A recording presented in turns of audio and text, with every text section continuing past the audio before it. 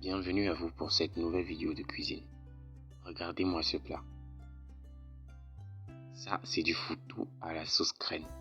Un plat ivoirien.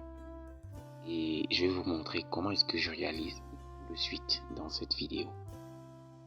C'est parti. Commençons avec la liste des ingrédients nécessaires. J'aurai tout d'abord besoin de viande. Là, j'ai pris un demi-kilo de viande. J'aurai besoin de crevettes séchées. Voilà. J'aurai besoin de mbonga ou encore poisson sec. J'aurai besoin de poisson fumé. Là, j'ai déjà nettoyé mon poisson. J'aurai besoin de peau de bœuf ou encore ganda. J'aurai besoin de tomates. J'ai pris quelques fruits de tomates. J'ai pris aussi du piment. J'ai pris du cube Maggi. Et j'ai pris de l'oignon. Voilà. C'est ce qu'il faut comme ingrédient nécessaire. Et puisque c'est de la sauce graine, il me faudra aussi des noix de palme. Comme vous voyez, je suis en train de piler après avoir bouilli. Et maintenant, je vais extraire le jus de ces noix-là. C'est ça que je verse de l'eau que j'ai tiédie. Et je macère mes noix de sorte vraiment à extraire toute l'huile qu'elles contiennent.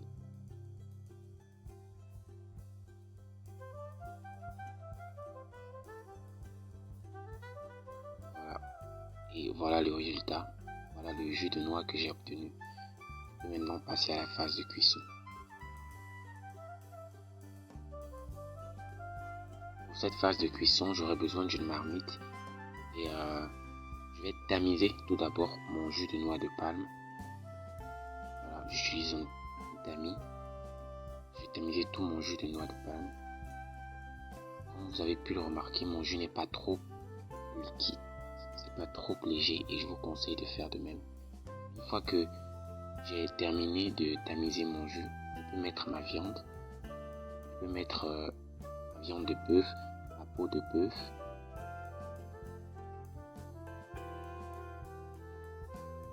Là, je rajoute la peau de bœuf.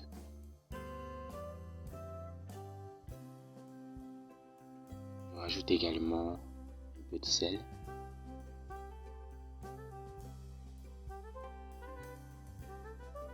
Et je rajoute enfin mon poisson fumé. Voilà. Et je peux laisser bouillir maintenant.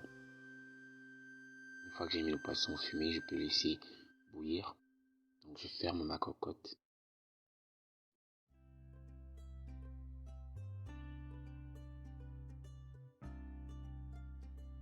Donc voilà, après quelques instants, ma sauce a commencé à bouillir. Et là, je rajoute le reste des ingrédients, notamment la tomate, l'oignon et le piment. Et je vais refermer ma cocotte et attendre que ces ingrédients que je viens de mettre puissent cuire. Vraiment devenir mou quoi. Voilà. Je vais fermer la cocotte une fois de plus et laisser que la tomate et l'oignon et le piment puissent cuire. Entre temps, je viens dans mon mixeur pour rajouter les crevettes et le mbonga. Mon poisson séché. Vous voyez, je suis en train de nettoyer le mbonga. J'aurai juste besoin de l'intérieur en fait. La peau ne va pas me servir ni la tête. Donc je prends juste la chair du poisson. Juste la chair de mon poisson sec. Je mets dans le mixeur avec les crevettes. Et je vais mixer tout ça. Voilà. Je vais mixer tout ça avec mes ingrédients que j'ai bouillis. Notamment l'oignon, la tomate et le piment. Ils sont déjà bien mous.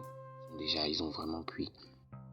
Donc je les mets ensemble dans le mixeur avec les crevettes et le mbonga.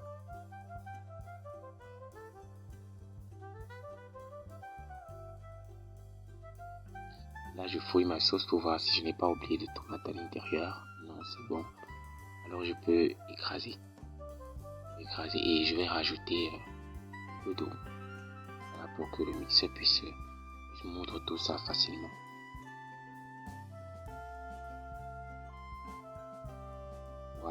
Voilà le résultat.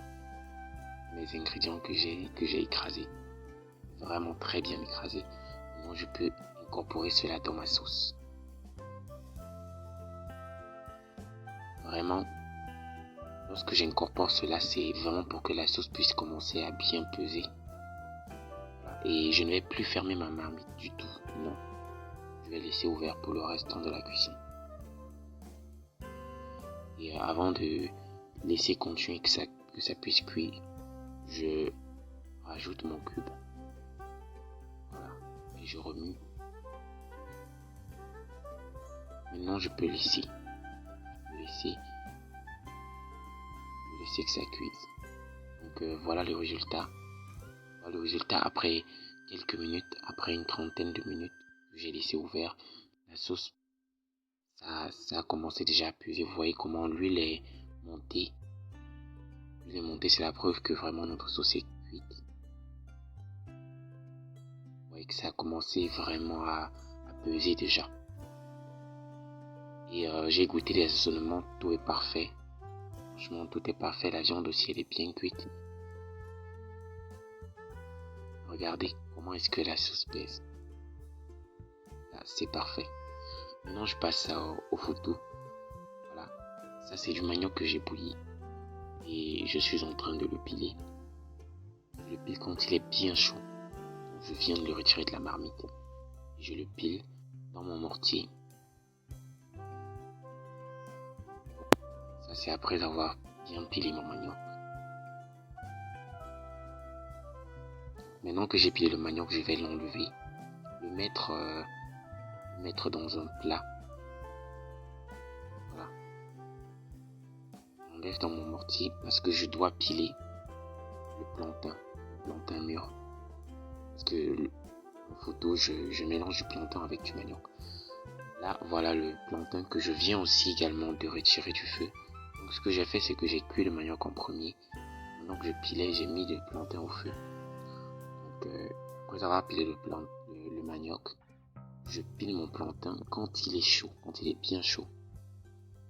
Et une fois que j'ai pilé le plantain et qu'il est bien cuit, je rajoute le manioc que j'ai pilé au pain et je pile une fois de plus ensemble pour que vraiment ils puissent se mélanger, former mon foutou.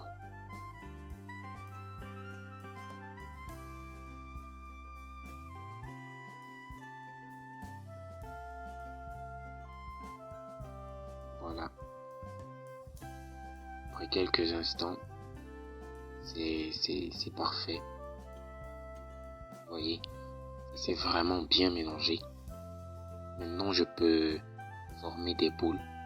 Voilà, je peux former mes boules de foutou maintenant.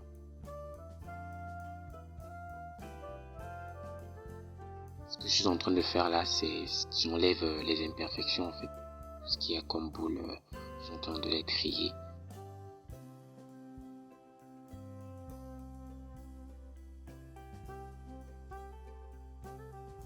Voilà, là je forme mes boules et comme vous pouvez le remarquer, j'utilise de l'eau propre. Voilà, parce que pour que le foutou ne colle pas sur les mains, il faut que voilà, je puisse moindre mes mains avec de l'eau régulièrement. Vous formez aussi des boules uniformes. L'eau est vraiment importante. L'eau potable surtout. Voilà. Voilà le résultat de mes boules de foutou que j'ai formées. Vraiment très bon, franchement. Le mélange du manioc avec le plantain mûr, ça donne un goût vraiment exquis. Et là, les boules de foutou sont prêtes, ma sauce est prête, je peux enfin servir. Voilà. Maintenant, je sers mon foutou.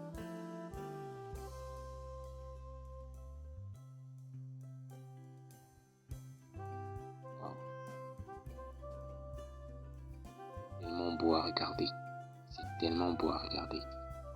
Et je peux vous assurer que c'est également très très délicieux.